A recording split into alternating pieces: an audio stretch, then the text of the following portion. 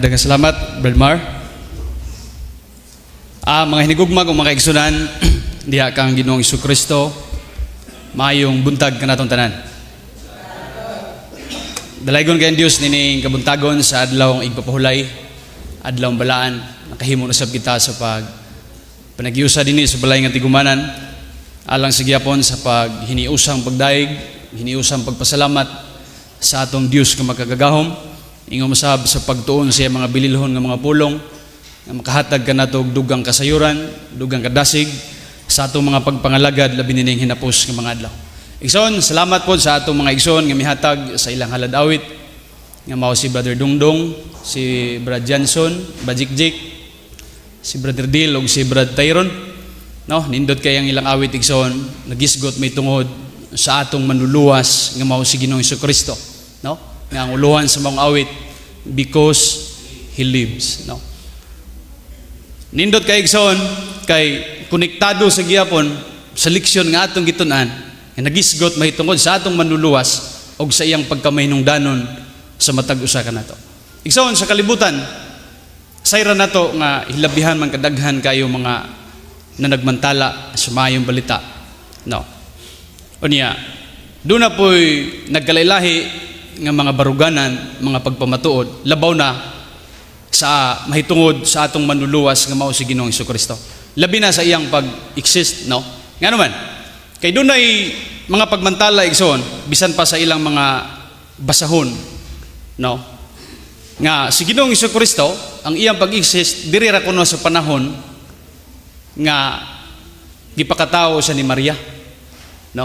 Wa kuno na sa kaning panahon, diha lang kuno siya nahimugso sa diha nga gipakatao sa ni Maria. Apan sa balaang kasulatan, ingon nga ang atong tun-an karon mahitungod sa gyapon sa atong manluluwas nga mao si Ginoong Jesucristo. No. Atong makita dinhi ang kamatuoran nga nasulat gikan sa balaang kasulatan nga si Ginoong Jesucristo naa na siyang daan, wa pa ang kalibutan, wa pa ang bisag unsa nga mga butang nga nahimo, una na siyang daan. Nga kana atong mabasa dinhi sa Proverbio Kapitulo 8, magsugod ta dinhi sa 22 nga nagaingon. Ang Ginoo nagbaton kanako sa sinugdan sa iyang dalan. Una pa sa iyang mga buhat kanhi. Ako gipahimutang sa itaas gikan pa sa walay katapusan. Sukad sa sinugdan, sa wala pa ang yuta, sa diha nga wala pa'y kahiladman, ako nahimugso na. Wa pa yuta, wa pa'y kahiladman, matod pa niya, ako nahimugso na. Dugang pa. Sa diha nga wala pa'y mga tubod, nga madagayaon sa tubig, sa wala pa mapahimutang ang mga bukid, sa wala pa ang kabungturan, ako nahimugso na. Wa pa'y bukid, wa pa'y mga kabungturan, ang sa gingon niya, ako nahimugso na. Samtang nga wala pa niya mabuhat ang yuta, ni ang kapatagan, ni ang sinugdan sa abog sa kalibutan. Naa na siya.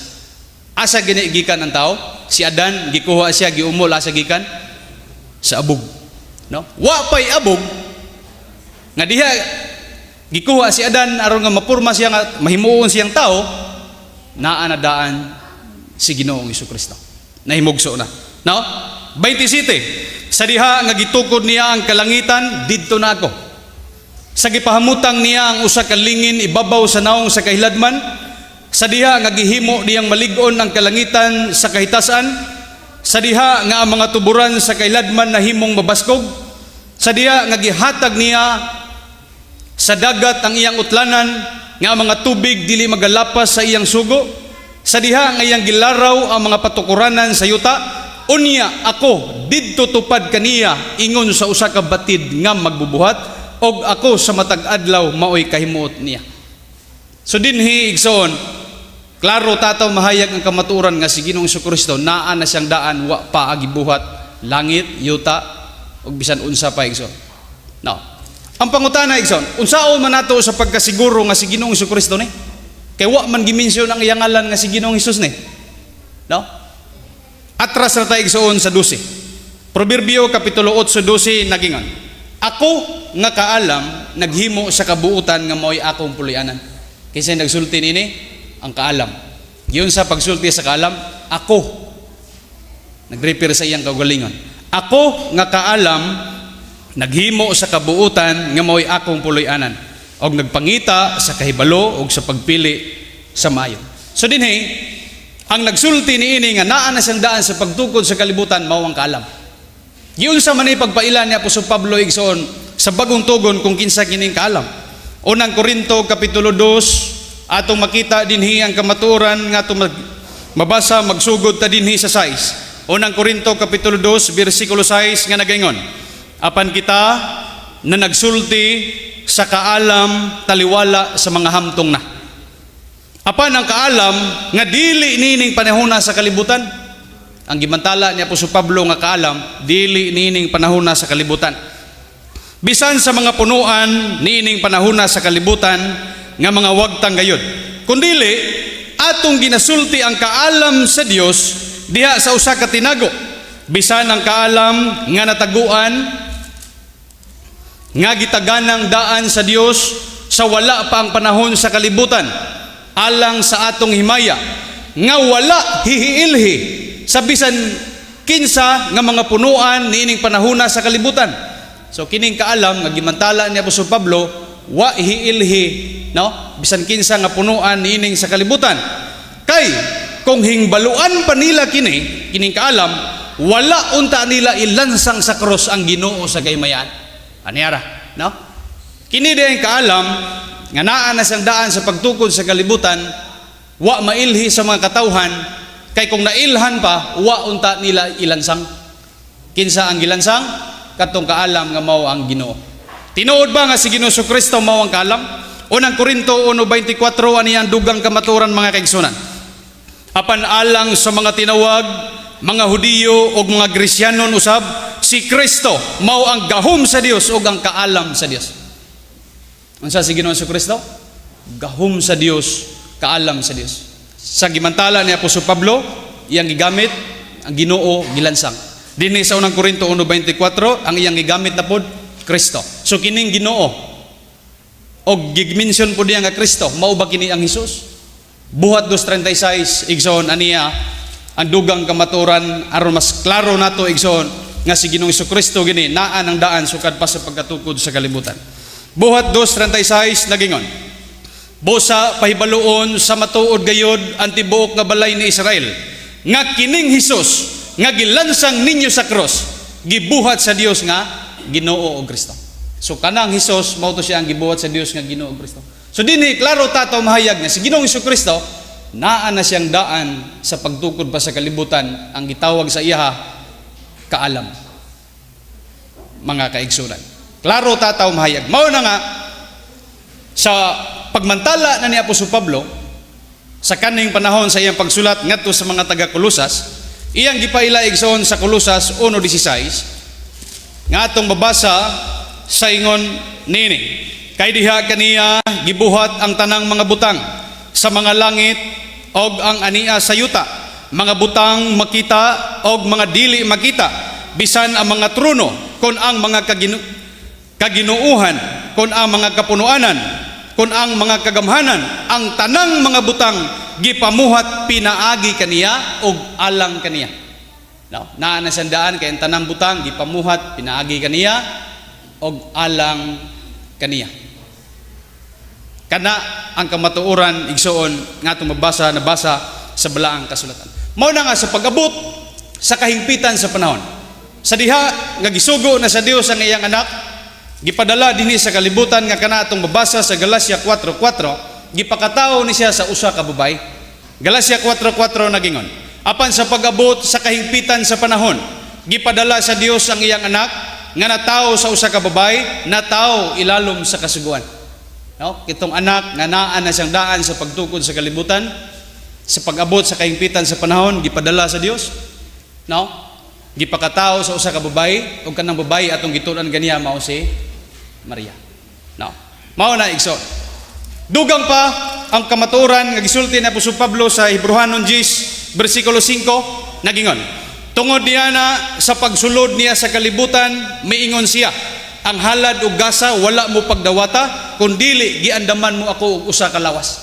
So sa pagnaog niya gikan sa langit, giandam na daan ang usa ka lawas. Unsa man kana nga lawas? Juan 1:14, no? Sa gingon sa Juan 1:14, kung unsa ka ng lawasad, lawas ba na sa isda, lawas ba na sa kanding, no? Unsa nang siyang lawasa? So dito man siya ato nang sa di pa nato basahon, dito man siya gipakatao kang Maria, siyempre lawas gina sa tao. No, sa Juan 1:14, og ang pulong nahimong unod og nagpuyo, ipon ka nato og natong nakita ang iyang himaya. Sa laing hubad ani igsoon sa New Living Translation, giingon na dito nga ang unod sani kani ang pulong nahimo siyang kini became a human, nahimo siyang tao. So tao gina siya. Now di na siya malalay section. So mo na nga sa pag-abot niya dinhi kay nahimo man, nagpakatao man siya gikan sa langit, nagpakatao siya, giandaman sa glawas. Mao na nga di malikayan nga naa siya gutumon, uhawon, no? Tao man nya unsa ba atong nasayran may tungod kang Ginoong Jesucristo igsoon, gutumon, uhawon nya sa pag-edad niya og utso gituli sad siya, no? Mga kaigsunan nya sa pag-abot lagi sa kahimpitan sa panahon nga siya namatay pud siya kay tao man ang iyahang kahimtang, no? Sa diha nga gi padala sa dinhi igsoon. So mo na nga sa dinhi na siya sa kalibutan. Ang usa sa iyang mga gipamatuod igsoon may tungod sa iyang kaugalingon. Matud pa niya dinhi sa Juan 10:9 nagingon si Ginoong Jesucristo, ako mao ang ganghaan. Kung adunay mosulod pinagi kanako, siya maluwas. Sa pagbantala na ni Ginoong Jesucristo, gipailan niya iyang kaugalingon nga siya mao ang ganghaan. Nga kung ang tao mosulod niini mo ganghaan nga mao siya, maluwas. Kung di ka kasulod niini mo ganghaan, nga giangkon ni Ginoong Jesucristo nga mao siya, kung tuwa ra ka sa gawas unsa man giingon ni Apostol Pablo. Unang Korinto kapitulo 5 bersikulo 13, kung wa ko masayop, nagingon dinhi mga kaigsunan, apan sa mga tuwa sa gawas ang Dios nagahukom. No? Kato kunong naa sa gawas ang Dios nagahukom. So nindot gyud sa kinabuhi sa tao nga naa siya niining ganghaan nga mao si Ginoong Jesucristo aron siya maluwas, kay kung naa ra sa gawas ang Dios nagahukom. Pangutana, unsaon man niya sa pagsulod niya nang maong ganghaan nga giangkon ni Ginoong Jesucristo nga mao siya? Sa leksyon igsoon atong gibasa kaganiya atong sublion pagbalik ang kamatuoran nga atong makita sa Mateo 7 aron atong masayran igsoon bisan kini ato nang gisaysay apan alang sa paglabas atong sa tagsa-tagsa kauna-una mao nga kini atong pagbasahon pag-usab. Mateo 7:13 nagingon, sumulod kamo sa pultahan nga masigpit kay haluag ang pultahan ug galapad ang dalan nga naghatod ngadto sa paggalaglag ug daghan ang mga nagasulod kaniya. Kay masigpit ang pultahan ug higtin ang dalan nga naghatod ngadto sa kinabuhi ug diriyot ang mga nakatultol kaniya. Sunsaon nimo sa pagsulod kang Ginoong Jesucristo? Dunay gihatag gipapilian nga duha ka dalan, duha ka pultahan, no? Nga kung ang tao mosulod sa nining dakong pultahan, bisan pag mag-agbay mo diha kay dako man ning dalan, ha? Dako pud ang dalan, no? Pwede mo makasulod dito magdungan, pero ang pangutana unsay isang putanan? Paggalaglag, no? Apan kung ang tao makasulod niining masigpit nga pultahan, no? Higtin nga dalan, ang padulngan ni ana kinabuhi nga walay katapusan. Mo nay nakanindot igsoon kung ang tao makasulod nining sigpit nga pultahan, no? Kay ngano man kinabuhi man ang iyahang padulngan, dili man pagkalaglag sa iyang kaugalingon, no? Nang karon kining dalan nga gingon ni kining higtin, kining masigpit nga pultahan, higtin nga dalan. Sa diha nga nagbantala na si Apostol Pablo, giunsa man kini niyang maong dalan. Sa buhat 24 igsoon, niya makita nato dinhi ang kamaturan. Buhat 24 bersikulo 14. Apan kini akong isugid kanimo nga subay sa dalan nga ginganlan nila usa ka pundok. Katudi ang dalan, no? Nga diha ang tao pasudlon, nga giangkon ni Ginoong Jesucristo siya ang pultahan ni ana, no? Matod pa dinhi gitawag siya pundok, no? Balikon ako, apan kini akong isugid kanimo nga subay sa dalan nga ginganlan nila usa ka pundok. Sa ingon ni ana, sa ingon nagaalagad ako sa Dios sa among mga ginikanan nga nagatuo sa tanang mga butang nga uyon sa kasuguan og nasulat sa mga manalagna. So kini din dalan gitawag siya usa ka pundok. Nang karon kining dalan nga gitawag og usa ka pundok, giunsa man ni Apostol Pablo? Buhat 22:4 nagingon si Apostol Pablo, og gilutos ko kini nga dalan hangtod sa kamatayon, nga ginapanggapos o ginapamilanggo ko ang mga lalaki o ang mga babae usab. So kining dalan, matud pa ni Apostol Pablo, gilutos, dili ni dalan igsoon nga kining atong agianan. Di na po pasabot ng nana. Dili, ang dalan, mao ni siya ang iglesia, no? Nga diha ang tao, kay gani na may mga babae, mga lalaki, iyang gipangdakop, gipamilanggo niya. Mao ni ang katawhan sa Dios, no? Nga gilutos niya kanang maong dalan. Nga basa na to ganiha, mao ni ang pundok. No, nga giangkon ni Ginoong Kristo nga mao siya, nga diha ang tao pasudlon aron maluwas. Nang karon sa diha nga si Apostol Pablo nahimo na siyang iglesia sa Dios. Unsa man ang iyang pagpamatuod igsoon ining maong dalan nga diha ang tao pasudlon nga iyang gilutos, giunsa man kini niya pagpamatuod. Kung unsa katoy ngalan ni atong ngalan sa maong iglesia igsoon kay pundok man to.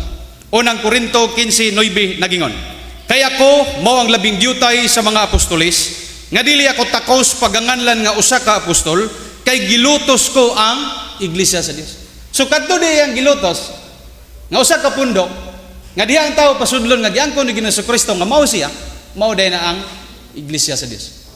So laktod nga pagkasulti ang tao, no? Kung gusto siya nga nato ganiha, mao ni ang pundok nga mao si Ginoong Kristo, mo pasakop sa nining usa ka pundok nga pundok nga gitawag og iglesia sa Dios. Kana igsoon ang kamatuoran. Nga gani iyang gilutos sa kaning panahon mao nga sa pagka-iglesia sa Dios na niya, gibati siya kaulaw nga matud pa niya di sa takos tawgon nga apostol kay gilutos niya ang iglesia sa Dios. Now, sa diha nga iyang gilutos unsa may nitabo, di ba mao tong panahon nga dunay hayag gikan sa langit nga miigo kaniya, mohinungdan nga siya natumba. No, pagkahuman niya to, nabuta siya, basa na sa buhat 8 ug 9, no? Pagkabuta niya, momisinggit siya, Ginoo, sa ni, Ginoo, sa ulo, ningon ang Ginoo, sa ulo, nganong ginalutos mo ako? Sa gingon sa Ginoo, kinsa ba ikaw? Ayon sa gingon ni Apostol Pablo, kinsa ba ikaw Ginoo? Sa tubag sa Ginoo, ako mao si Jesus ang ginalutos mo. Ngano nga si Jesus man misulti nga siya ang gilutos? Kay siya man ang ulo sa iglesia mga apostoles, butangan niya mga manalagna, mga ebangelista, mga pastor magtutudlo, gisugo niya sa pagmantala sa maayong balita, no? Unya unsay gidugtong sa iyang mga sinugo sa leksyon nga atong gitun-an ganiya diha sa lain, unsa man doon na pa bay kaluwasan? Ha? Buhat 4:12 atong usbon, og diha sa lain walay kaluwasan gikan kang bisan kinsa, kay walay lain ngalan sa ilalom sa langit nga nahatag taliwala sa mga tawo nga diha kaniya mga luwas kita. Pinagi ra gyud kang agi na sa iyang mga sinugo. No? Kung ang tao mo dawat sa sinugo, unsa man ang mahitabo kaniya? Nagdawat ba siya automatic ba na nga nagdawat ba siya kang Kristo kung gidawat niya ang sinugo? Juan 13:20 atong basahon dinhi igsoon. Sa Juan kapitulo 13 bersikulo 20 nagingon, sa pagkamatuod nagaingon ako kaninyo, ang nagadawat sa bisan kang kinsa nga akong pagasugoon kanako nagadawat. Og ang nagadawat kanako, nagadawat niya itong nagsugo kanako. No? Kung si Ginoong Kristo na may mga sinugo, gipahaluna sa iglesia, kung mumantala na dawaton sa tao, samara nga imong gidawat si Kristo og ang amahan. Pero kung ang sinugo nga gibutang sa iglesia, nga gitawag iglesia sa Dios, nga nagmantala sa may balita wa gidawat sa tao, samara nga wa po niya gidawat ang amahan og ang anak. No? So atong nasayran nga si Ginoong Kristo, Juan 14:6, siya raman ang dalan, kamatuoran ug kinabuhi. No? Wa na may lain paagi aron tao makaabot sa amahan, pinaagi raman kaniya. Sumunang ato igsoon, mintin na lang ta sa kamatuoran nga atong nadawat isip iglesia sa Dios, kay lagi niya naman ta sa matuod nga iglesia nga si Kristo gyud ang ulo ug manuluwas niini, sumala sa Episo 5:23. So dalaygon kay ang Dios igsoon, di ta kaya nako tason ang ato mga pagisgot sa mga pulong sa Dios, ato mga panginaot nga kini pipila ka mga pulong nga nagisgot may tungod sa atong manuluwas ug sa iyang pagkaminungdanon sa matag usa kanato, atong i-maintain igsoon, no? Ang atong pagka-iglesia sa Dios, kay lagi diha sa lain wa na may kalawasan ni araman sa matuod nga iglesia nga siya gyud ang ulo ug manluwas nga iyang gisaaran nga sa iyang pagbalik, no? Ang iyang lawas mao raman ang iyang luwason, no? Kung ang tao wa diha sa iyang lawas, way gisaad niya na igsoon nga siya luwason. Kay si Kristo ulo sa iyang lawas nga mao iglesia, ang iyang luwason sa iyang pagbalik kining iyang lawas, no? Diha sa lain lahi na nga lawas igsoon. Muna kung nga tao niya sa dinhi mong lawas mo ipon pag siya sa laing lawas mo na nagitawag og pakighilawas. Igsoon. No, nga tao maintain siya dinhi sa mong lawas nga mao ang lawas ni Ginoong Kristo aron sa ingon niya na igsoon naatay manluluwas nga ang head niini mao si Kristo kay lagi ang dugo po ni Kristo diri pod giula sa maong lawas. Kung ang iglesia nga way dugo patay. Kung ang iglesia way ulo patay. No, igsoon ato naman sayran nga si Kristo ang siya may ulo, iyang dugo diri pod giula.